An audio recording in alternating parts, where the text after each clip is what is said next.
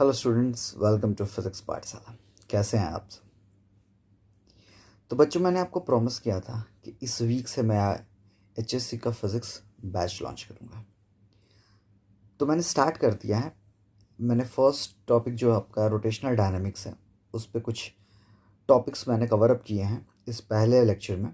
बाकी के भी मैं कवर अप करने वाला हूँ धीरे धीरे, ठीक है। और एक बात याद रखिए बच्चों, जो मैं टॉपिक कवर अप करने वाला हूँ उसमें मैं न्यूमेरिकल्स तक भी सॉल्व करने वाला हूँ, ठीक है। तो आप पूरे लेक्चर के सीरीज़ को फॉलो कीजिए और टॉपिक वाइज उसको पढ़ने की कोशिश कीजिए। और जो भी डाउट आपको अगर आता है, फॉर एग्जांपल जब आप वीडियो देखते हैं आपको कोई भी डाउट आता है तो आप कमेंट सेक्शन में मुझसे पूछ सकते हैं। मैं 100% एक एक स्टूडेंट्स के डाउट को क्लियर करूँगा। मेरा मेन मोटो है कि आप सबके फिज़िक्स के जो एग्ज़ाम हैं वो बहुत अच्छे जाने चाहिए, ठीक है। तो चलिए स्टार्ट करते हैं हमारा टॉपिक। तो हमारा आज का टॉपिक है रोटेशनल डायनामिक्स। तो बच्चे लोग कैसे हैं आप लोग? बच्चे, जैसा मैंने आपको बोला था कि हम स्टार्ट करने वाले हैं एचएससी के चैप्टर्स, तो हम स्टार्ट करेंगे आज पहले चैप्टर के साथ। सो पहला चैप्टर है हमारा रोटेशनल डायनामिक्स। एकदम बेसिक से मैं आपको बताऊंगा, बस आपको ध्यान देना है और एंड तक इस क्लास को देखना है। और एक बात, आपके पास नोटबुक और पेन होना चाहिए। अगर सिर्फ आप इसको बैठ के देखते रहेंगे तो आपको कुछ भी समझ में नहीं आएगा, ठीक है। तो let's start with the topic बच्चों। The first topic is rotational dynamics. Topic का हमारा नाम है रोटेशनल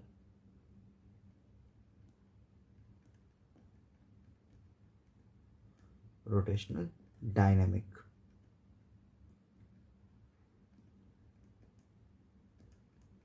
बच्चों, ये टॉपिक के अंदर है क्या बेसिकली, ध्यान से सुनना।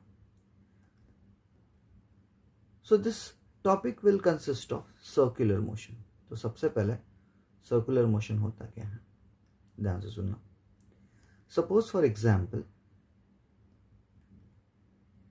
अगर हम लोग ने इसको रेडियस कंसिडर किया, ठीक है, और ये हमारा सरकमफेरेंस हो गया। So now what is happening, you can say that particle is initially at point A और कुछ देर के बाद पार्टिकल पॉइंट बी पे जाता है, ठीक है। So when it will move from point A to point B, we can say that it will trace an angle theta at the centre, और ये हो जाएगा हमारा आर्क, ठीक है। और ये हमारा पॉइंट हो गया। सो सर्कुलर मोशन को एक बार डिफाइन कर लेते हैं बच्चों। सो क्या हम बोल सकते हैं, first the motion of a body, the motion of a body along the circumference. So the motion of a body along the circumference. So the motion of a body along the circumference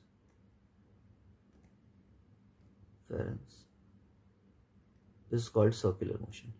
फिलहाल के लिए मैंने cursive लिखा है, बाद में मैं इसको कैप्स में भी लिखने वाला हूँ। Circumference is called circular motion। ये तो समझ में आ गया। तो सर्कुलर मोशन का एग्जाम्पल क्या हो जाएगा? तो क्या हम बोल सकते हैं कि example will be motion of planet. So motion of a planet.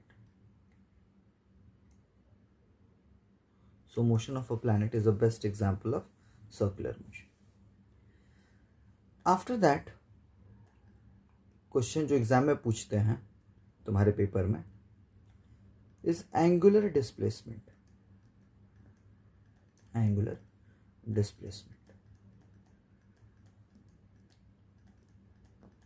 तो चलिए इसको डिफाइन कर लेते हैं।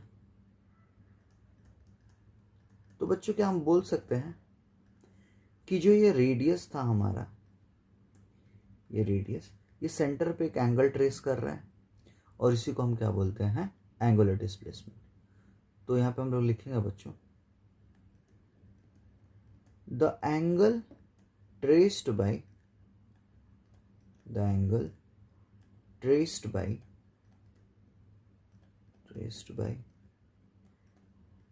रेडियस वेक्टर,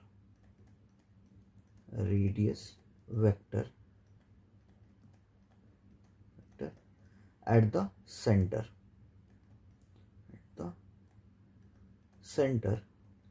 is called,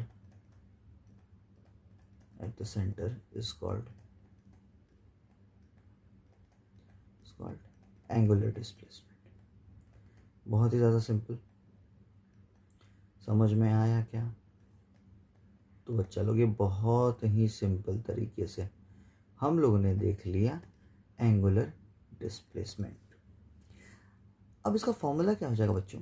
तो हम कह सकते हैं कि theta is equals to arc upon radius. ये बचपन में आपने पढ़ा था, 10th में पढ़ा था आपने सर्कल में, theta is equals to arc upon radius. So theta क्या हो जाएगा बच्चों? S upon R. यहाँ तक सबको समझ में आ गया? किसी को कोई सवाल? ठीक है। अब अगर इसकी हम यूनिट की बात करेंगे बच्चों, तो यूनिट क्या हो जाएगा इसका? सो हम बोल सकते हैं कि यूनिट इज रेडियन। ठीक है, यूनिट विल बी रेडियन। और डायमेंशन क्या हो जाएगा इसका?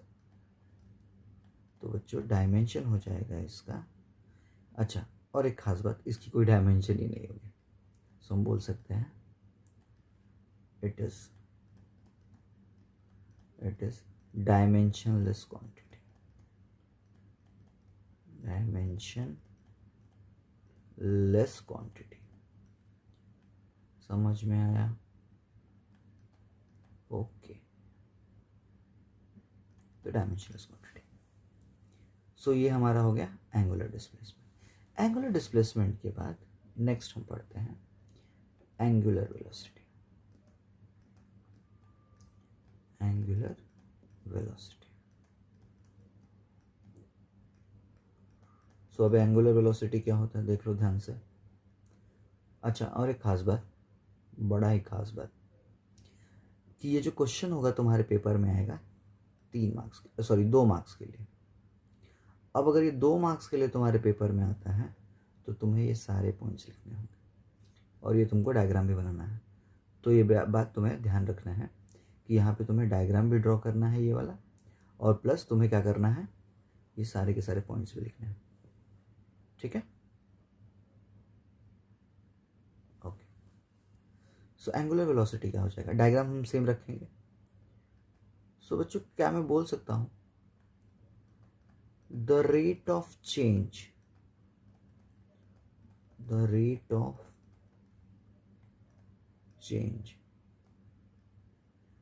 rate of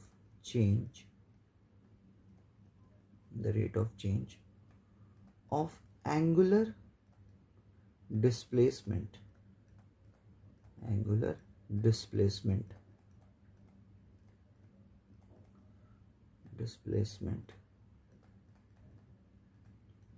is called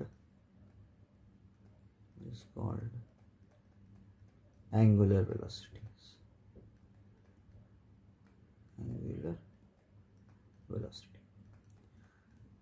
सो बहुत ही सिंपल तरीके से ये भी आपको समझ में आ गया होगा कि एंगुलर वेलोसिटी होता क्या है। तो इसको अगर हम लोग लिखेंगे बच्चों तो ऐसे लिख सकते हैं क्या, omega equals to theta by T, omega will be equals to theta by T.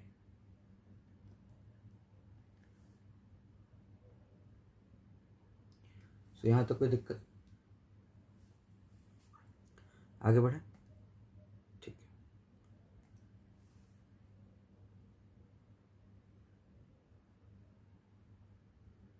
एक बार ब्लैक बैकग्राउंड पे देखते हैं।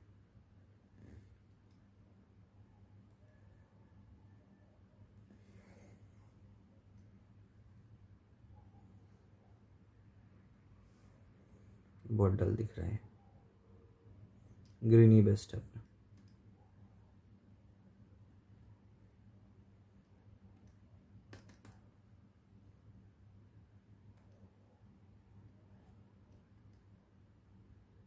इसको ग्रीन ही कर देते हैं।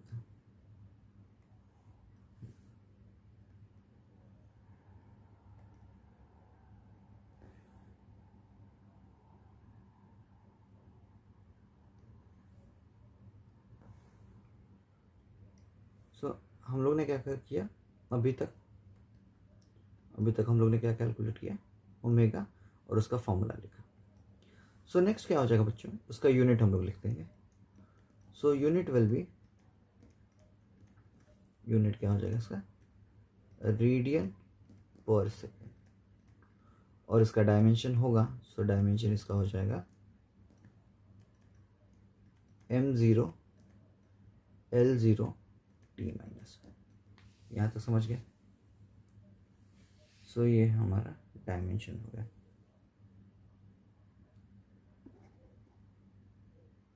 ठीक है, ये हमारा डायमेंशन हो गया।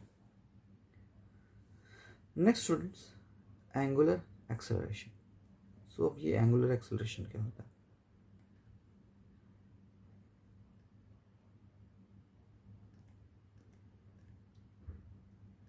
Angular acceleration.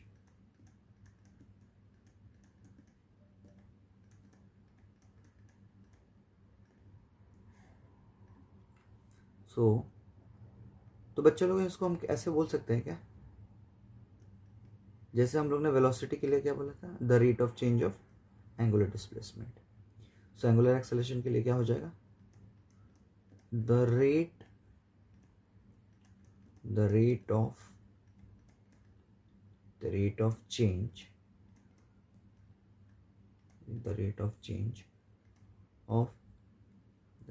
Change of angular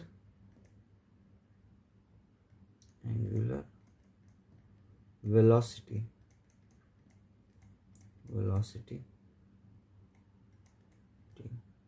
is called angular acceleration. Simple, angular acceleration। यहाँ तक किसी को दिक्कत? ठीक है, अगर कुछ भी दिक्कत रहे तो कमेंट सेक्शन में आप पूछ सकते हैं। एक्सेलरेशन हम लोग बोल सकते हैं बच्चों, alpha is equals to omega minus omega not upon T, ये हमारा फॉर्मूला हो जाएगा। उसके बाद इसका डायमेंशन भी देख लेते हैं हम लोग। अच्छा, उससे पहले unit, unit will be radian पर सेकेंड स्क्वायर, और इसका डायमेंशन हो जाएगा, dimension will be m0 L0 t minus 2। इसके बाद बच्चों जो नेक्स्ट क्वेश्चन, ये सारे जितने भी हम लोग ने क्वेश्चन किए, ये सारे 2-2 मार्क्स के क्वेश्चन है। इवन ये भी आपका 2 मार्क्स का क्वेश्चन है, ठीक है, और ये भी 2 मार्क्स का क्वेश्चन है। ये आप ऐसे याद कर सकते हो और इसके पॉइंट्स भी याद रख सकते हो। ठीक है, अब एक 3 मार्क्स का क्वेश्चन देखते हैं हम लोग, जो कि आपके पेपर में बहुत ही बार पूछते हैं। क्वेश्चन होता है, show the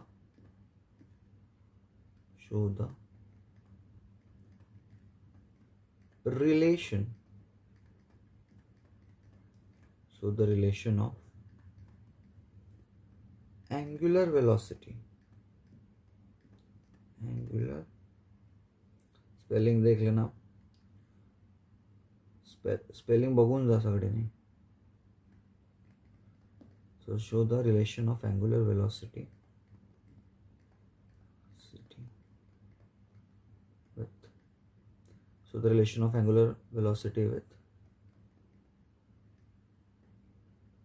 with linear velocity।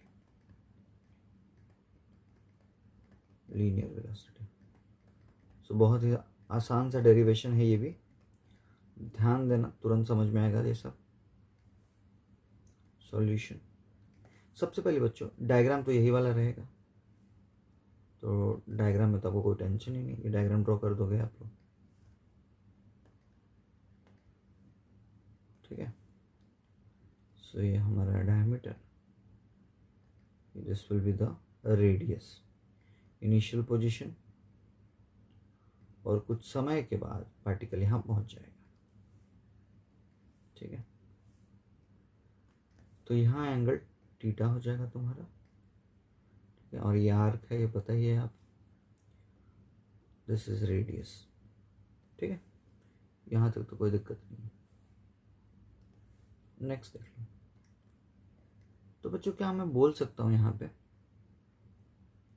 क्या मैं बोल सकता हूँ कि the angular velocity, the angular velocity is given bye, तो अभी मैंने आपको बताया था कि एंगुलर वेलोसिटी देते कैसे, so angular velocity is given by, so क्या हो जाएगा बच्चे, omega equals to d theta by D t, अभी अभी आपने पढ़ा है, इसको इक्वेशन 1 बोल दो। अब इसके बाद आपको पता है कि थीटा क्या होता है, theta is equals to S upon R, that is arc upon radius, ठीक है, आर्क अपॉन रेडियस, इसको इक्वेशन 2 बोल दो। अब आप क्या करोगे, इसको यहाँ पे सब्स्टिट्यूट करोगे, सो ये कितना हो जाएगा, omega equals to D by D T, और ये हो जाएगा हमारा एस अपॉन आर। एक बात बताना, सर्कुलर मोशन में ये रेडियस तो चेंज होने वाला है नहीं, तो उसको कांस्टेंट आप बाहर निकाल दो, तो ये 1/r हो जाएगा, और ये हो जाएगा बच्चों D S by D T, ठीक है। बचपन में आपने पढ़ा है कि डिस्प्लेसमेंट अपॉन टाइम वेलोसिटी होता है, तो ये वेलोसिटी हो गया, so v is equals to R omega, ये आपका रिक्वायर्ड इक्वेशन है।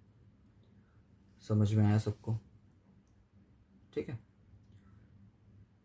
सो पहला स्लाइड हमारा ये था, फिर ये, और बाकी के जो बचे हुए हैं वो हम लोग सेकेंड लेक्चर में स्टार्ट करेंगे, ठीक है। सो आई होप यू अंडरस्टूड, सबको समझ में आया, ठीक है। चलो बाय बाय, टेक केयर।